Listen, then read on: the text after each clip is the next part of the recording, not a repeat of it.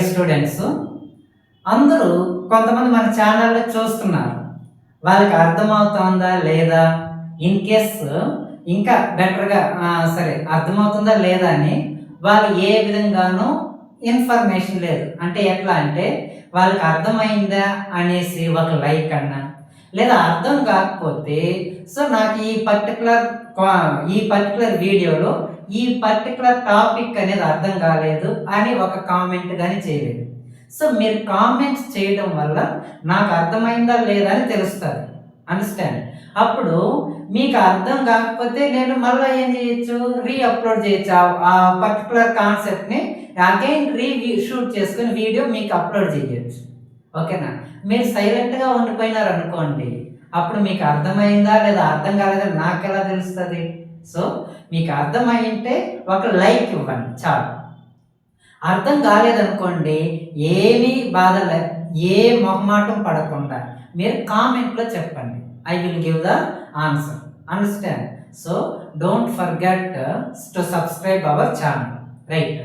ఈ ఛానల్ ఖచ్చితంగా ఐఐటి ఫౌండేషన్ని ప్రాపర్గా నేర్పిస్తుంది. ఎవరికి? 6th to 10th class students. ఈ మధ్యలో నేను ప్రీవియస్ వీడియోలో కూడా చెప్పాను, ఐఐటి ఫౌండేషన్ లేకపోతే ఓకే మనము ఇంటర్లో ఆ జేఈని నీట్ని క్రాక్ చేయడం కష్టము. ఓకేనా? అర్థమవుతుందా? So subscribe our channel. What ever the doubts you have, you can comment on the comment section. I will give the answers. Right? So and అర్థమైందంటే ఒక లైక్ ఇవ్వండి, అర్థం కాలేదంటే కామెంట్ పెట్టండి. అండర్స్టాండ్? ఓకే, మీరు పాజిటివ్గా కామెంట్ ఇవ్వాలన్నా ఇవ్వండి, నో ప్రాబ్లం. సో ఇప్పుడు చూద్దాం, ఇది ఇక్కడికి రండి. ఇప్పుడు derive an expression for the time period. Okay, derive the expression for the time period for a simple pendulum. ఒక pendulum అంటే ఏంది? ఇది pendulum, ఇది ఓకేనా? Simple pendulum which may depends upon the mass of the bob. అంటే ఇది Bob, దీన్ని ఏమంటారు? బాబ్. ఓకే, బాబ్ అంటే ఈ టైం పీరియడ్ అనేది మాస్ మీద డిపెండ్ అవుతామంట. Mass of the bob, length of the pendulum, ఈ లెంత్ మీద కానీ ఆ టైం పీరియడ్ డిపెండ్ అవుతాను. నెక్స్ట్ ఇంకా దేని మీద డిపెండ్ అవుతుందంట? Acceleration due to gravity, g మీద కానీ డిపెండ్ అవుతా ఉంది. అండర్స్టాండ్? అంటే ఒక పెండులం అనేది ఇలా ఆసిలేషన్ జరుగుతుంది. ఇలా ఆసిలేషన్ జరగాలి అంటే అప్పుడు టైం పీరియడ్ అంటే ఏంది? పెండులం అనేది ఇక్కడ నుంచి ఇక్కడ తీసుకుని ఇలా వదిలామనుకో, అది ఇక్కడ నుంచి ఇక్కడికి వెళ్ళి మళ్ళీ తిరిగి ఇక్కడికి వచ్చేస్తే అది ఒక టైం పీరియడ్. ఓకేనా? ఒక కంప్లీట్ ఆసిలేషన్ చేయడానికి పట్టే టైంనే టైం పీరియడ్ అంటూ ఉంటాం. ఆ టైం పీరియడ్ దేని మీద డిపెండ్ అవుతుందంట? Mass, length, acceleration due to gravity మీద డిపెండ్ అవుతుంది. అయితే టైం పీరియడ్ కి ఫార్ములాని కనిపెట్టండి. అదే డిరైవ్ an ఎక్స్ప్రెషన్. ఓకేనా? ఫార్ములాని కనిపెట్టండి అంటున్నాడు. సో ఫైండ్ అవుట్ చేద్దాం. ఇప్పుడు ఏం చేయాలి? First method, first step by step చేసుకుంటూ పోతే మీకు అర్థమవుతుంది. ఫస్ట్ టాపిక్ ఏం చేయాలి? ఇది వీటి మీద డిపెండ్ అవుతుందని మైండ్లో పెట్టుకోవాలి. కాబట్టి time period is directly proportional to mass m power x. ఓకేనా? Length l power y, acceleration due to gravity g power z. Okay, ఇది రాసుకోవాలా? వేటి మీద డిపెండ్ అవుతా ఉందో వాటిని రాసుకోవాలా. పవర్స్, అన్నోన్ పవర్స్ తెలియదు కాబట్టి వాటిని కనిపెట్టాలి ఖచ్చితంగా మనం. అది నెక్స్ట్. ఇప్పుడు ఈ ఎక్స్ప్రెషన్ ని ఈక్వేషన్ గా మార్చాలి. t is equals to k m power x l power y g power z మార్చేసినాం. ఈక్వేషన్ అయిపోయింది. ఓకేనా? సో ఇప్పుడు ఈ ఈక్వేషన్ మనకి ఇంపార్టెంట్. ఇక్కడ వరకు మార్చాం. సెకండ్ స్టెప్ అంటే ఎక్స్ప్రెషన్ రాసాం, ఫస్ట్ స్టెప్. దాన్ని ఈక్వేషన్ గా మార్చాం, సెకండ్ స్టెప్. థర్డ్ స్టెప్ ఏం చేయాలి? వీటికి డైమెన్షనల్ ఫార్ములాస్ రాయాలి. దేనికి? టైంకి, మాస్కి, లెంత్కి, జీకి, యాక్సలరేషన్ డ్యూ టు గ్రావిటీకి డైమెన్షనల్ ఫార్ములాస్ రాయాలి. టైంకి డైమెన్షనల్ ఫార్ములా ఒక టైమే ఉంది. టైం అంటే అక్కడ మాస్ లేదు, లెంత్ లేదు. కాబట్టి m0 0 dimensions of length, 1 dimension of time. ఇది టైం పీరియడ్కి. మాస్కి m1, ఇంక ఇవన్నీ జీరోస్. నెక్స్ట్ లెంత్కి m0, l1, t0. Next acceleration due to గ్రావిటీకి యూనిట్స్ ఏంది? మీటర్ పర్ సెకండ్ స్క్వేర్ కదా. మీటర్ అంటే లెంత్ ఉంది, సెకండ్ స్క్వేర్ అంటే టైం గానే ఉంది. అంటే అక్కడ మాస్ లేదు. m0 లెంత్ ఉంది కాబట్టి l1, టైం ఏమవుతుంది t⁻². ఓకేనా? ఇవి డైమెన్షనల్ ఫార్ములాస్. సో వీటిని ఇక్కడ సబ్స్టిట్యూట్ చేద్దాం. టైంకి ఏముంది m0, l0, t⁻⁻1 అంటే 1 dimension of time, k into okay mass m1, l0, t0, length m0, l1, t0, gravity m0, okay m0, అదే విధంగా l1,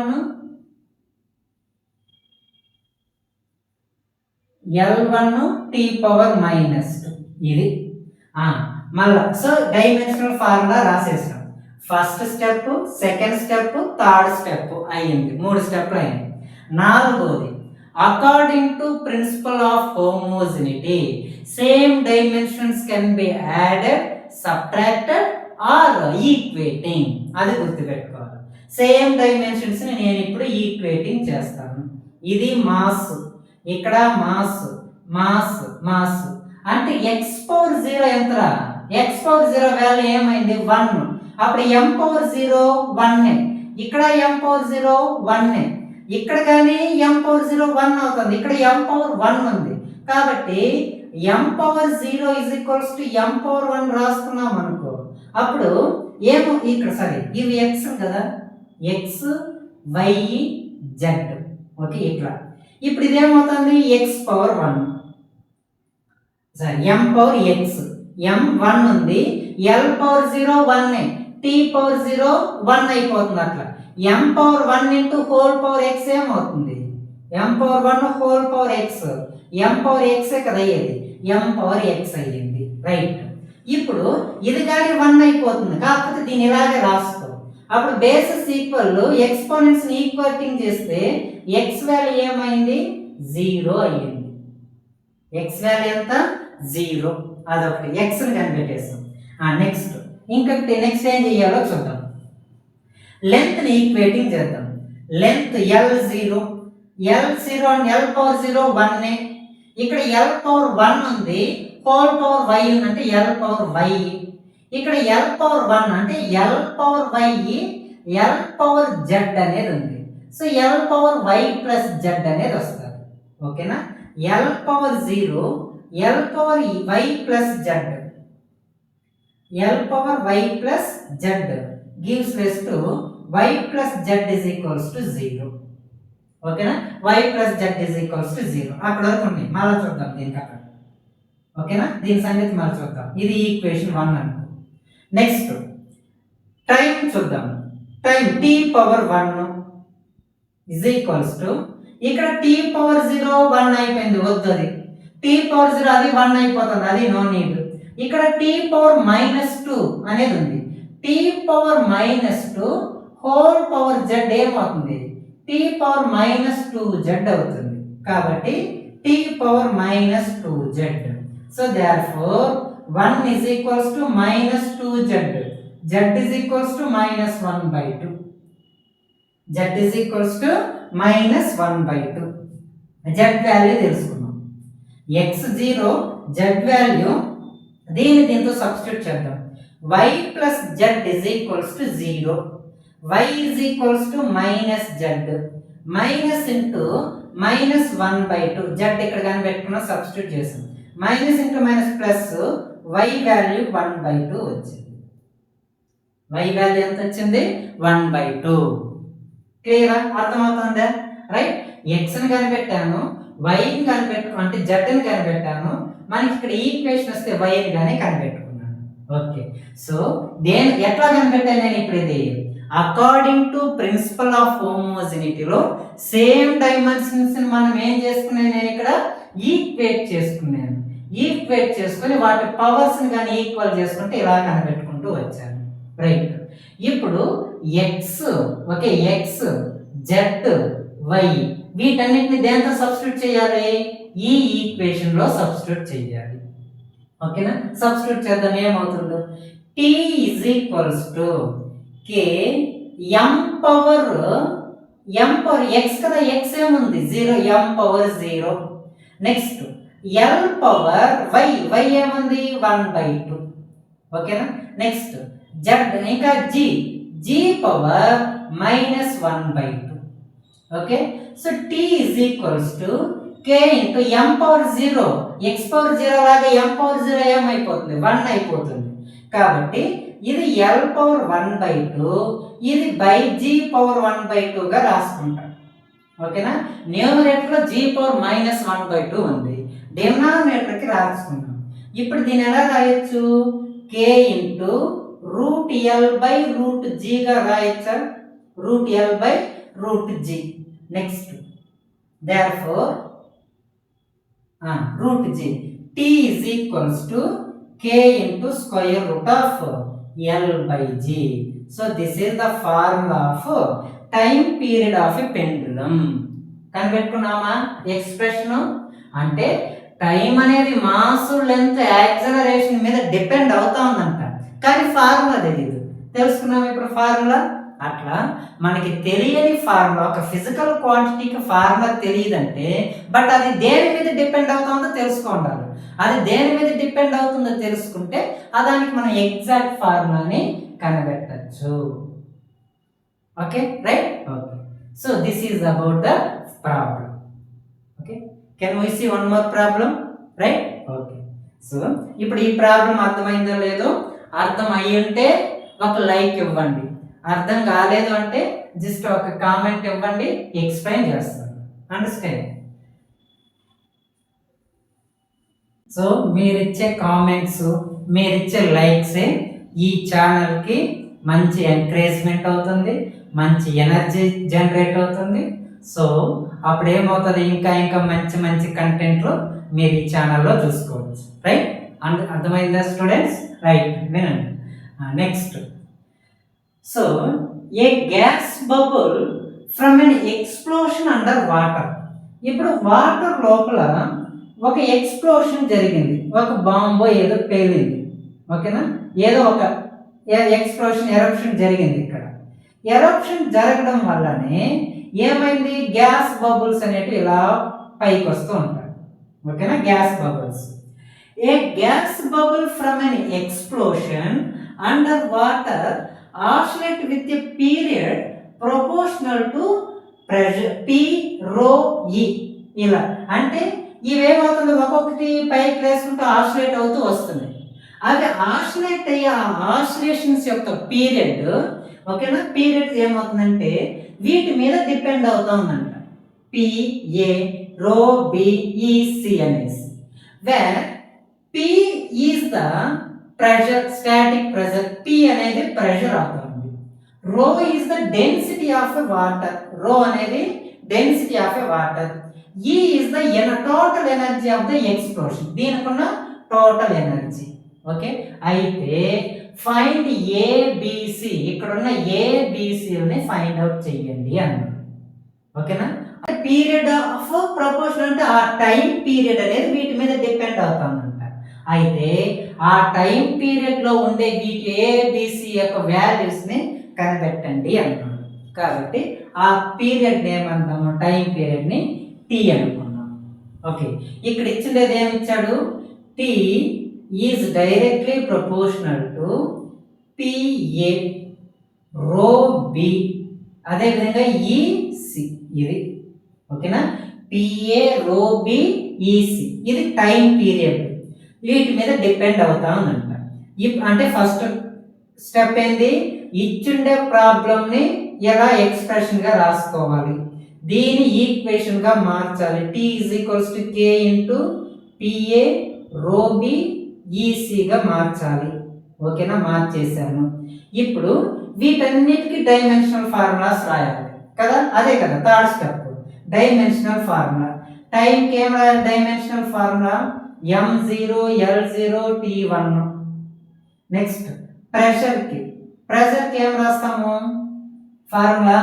pressure is equals to force by area కదా, అంటే ఫోర్స్కి m1 l1 t power -2 by ఇది l square అవుతుంది. అప్పుడు m1 l1 t power -2 ఇది న్యూమరేటర్కి వెళ్తే l power -2 అవుతుంది. m1 ఇది l పవర్ 1 l పవర్ -2 1 -2 -1 అవుతుంది. l పవర్ -1 t పవర్ -2 ఇది ప్రెషర్కి m1 l power -1 t power -2 ఇది ఓకేనా, ఇది t పవర్ -2 అది ప్రెషర్కి. Next density is equals to mass by volume. So mass capital M అంటే dimensional formula capital M. Volume అంటున్నాం, వాల్యూమ్ అనేది length into breadth into height కదా, లెంత్ బ్రెడ్త్ హైట్ కాబట్టి L క్యూబ్ అనేది వస్తుంది ఇది. సో m1 L క్యూబ్, అప్పుడేం రాయొచ్చు m1 L power -3 t power 0 ఓకేనా.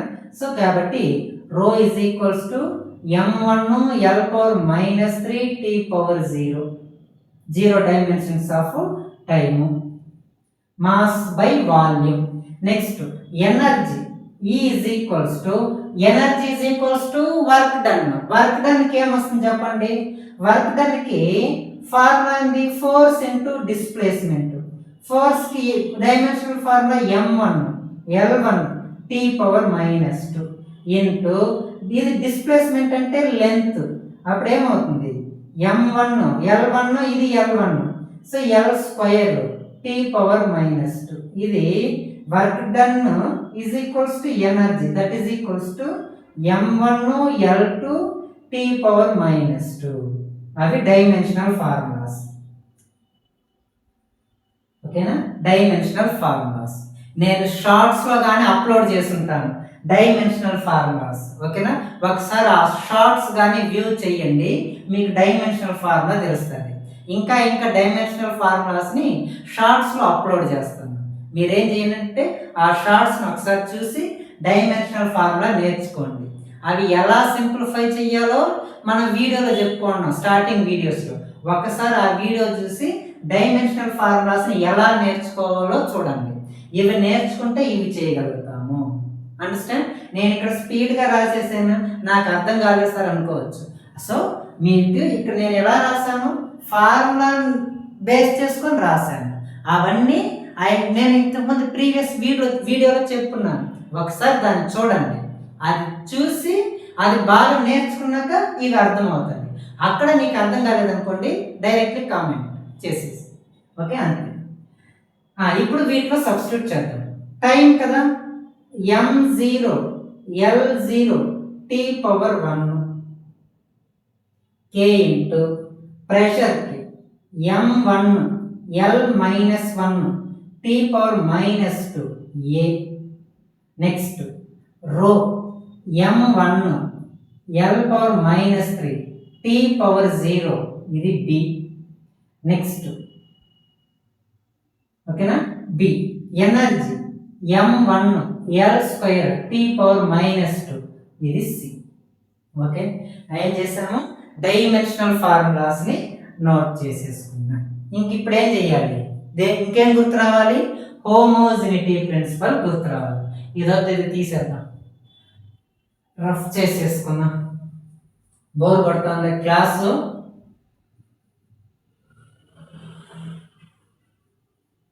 రైట్.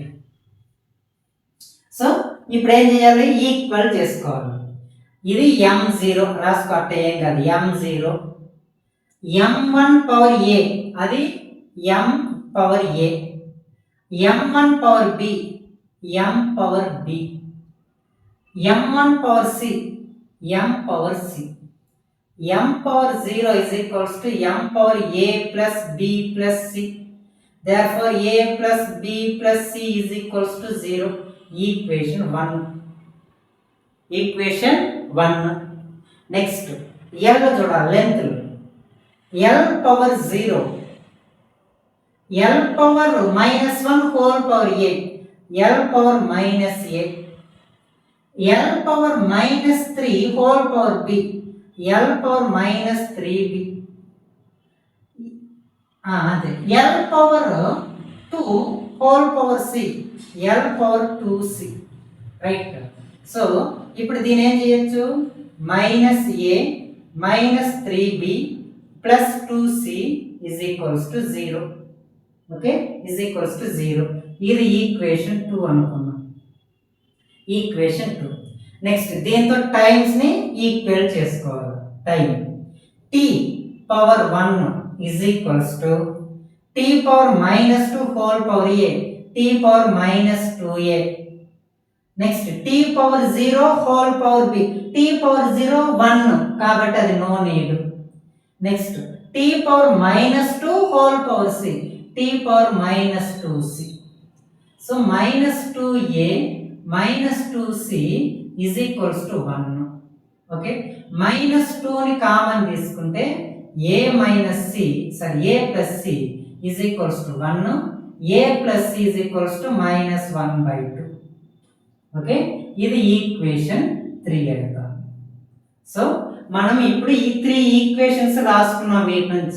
వీటిని సింప్లిఫై చేసుకొని ABCD కనిపెట్టేద్దాం. అర్థమవుతుందా? ఓకే, అర్థమవుతా ఉంది అంటేనే జస్ట్ ఒక లైక్ అడచ్చు. సో ఐ ఫీల్ హ్యాపీ మీకు అర్థమవుతా ఉంది అనేసి, రైట్. ఇక్కడ a ప్లస్ c ఈ వాల్యూని ఇక్కడ దీని ఎత్తుకొని ఇక్కడ దీంతో సబ్స్టిట్యూట్ చేయి, 3 in 1. అప్పుడు a plus c plus b is equals to 0. a plus c value ఎంత వచ్చింది, -1/2 plus b is equals to 0. b is equals to 1/2. ఇది అటు సైడ్ వెళ్తే b తెలుసుకున్నాను. ఓకేనా, b అనేది తెలుసుకున్నాను, రైట్. ఇప్పుడు a ప్లస్ c b వచ్చేసింది ఫ్రమ్ ఈక్వేషన్ 2. -a -3 సరే. ఓకే, ఈక్వేషన్ 2 నుంచి చూద్దాం.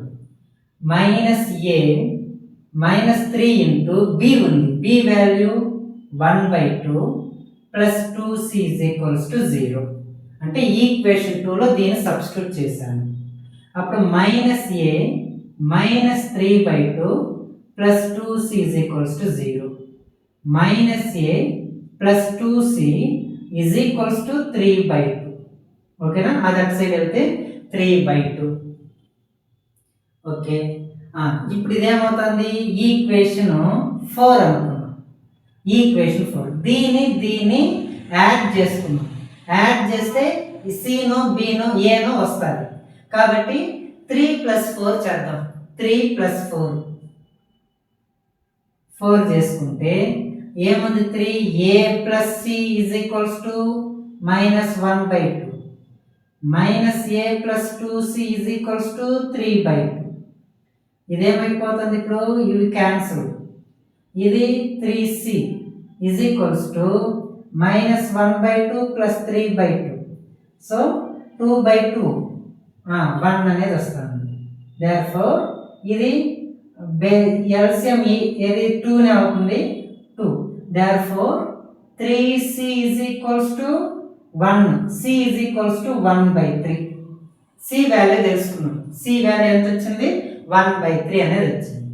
నెక్స్ట్ దీంతోనే c ని సబ్స్టిట్యూట్ చేద్దాం. From equation 3 a plus c is equals to -1/2. a is equals to -1/2 minus c. a is equals to -1/2. c ఎంత వచ్చింది, -1/3. ఓకేనా, LCM ఏమవుతుంది, 2 3s are 6 అనేది LCM. So -3 -2 -5/6 is the a value. ఓకేనా, so కనిపెట్టుకున్నామా, a -5/6, b 1/2, c 1/3. So therefore A value -5/6, B value 1/2, C value 1/3. Understand? మనం ఇంతకు ముందు చేసిన అంటే ఇచ్చిన ప్రాబ్లంని డైమెన్షనల్ ఫార్ములా రాసేసి వాటిని ఈక్వేట్ చేసుకుంటే మనకి ఈ 3 ఈక్వేషన్స్ వచ్చాయి. ఆ 3 ఈక్వేషన్స్ బట్టి మనం ABCDని కనిపెట్టుకుంటే ఏ వాల్యూ ఇది, బి వాల్యూ ఇది, సి వాల్యూ ఇది. రైట్? అర్థమవుతుందా? సో ఇప్పుడు ఈ వీడియో మీకు నచ్చుంటే ఓకే లైక్ చేయండి, కామెంట్ చేయి, సబ్స్క్రైబ్ చేసుకోండి. ఇంకా మంచి మంచి కాన్సెప్ట్స్తో మీ ముందుకు వస్తూ ఉంటాయి. అండర్స్టాండ్? ఇప్పుడు ఈ వీడియోలో ఈ ప్రాబ్లమ్స్ ఈ కాన్సెప్ట్ అర్థమైందా లేదని మీరేం చెప్పాలి? లైక్ ద్వారా చెప్పాలి. Right? Understand? So thank you. ఇంకా నెక్స్ట్ క్లాస్లో ఇదే డైమెన్షనల్ అనాలిసిస్లో ఇంకా కొన్ని కాన్సెప్ట్స్ ఉన్నాయి, అవి తెలుసుకుందాం. అండర్స్టాండ్? Okay, bye.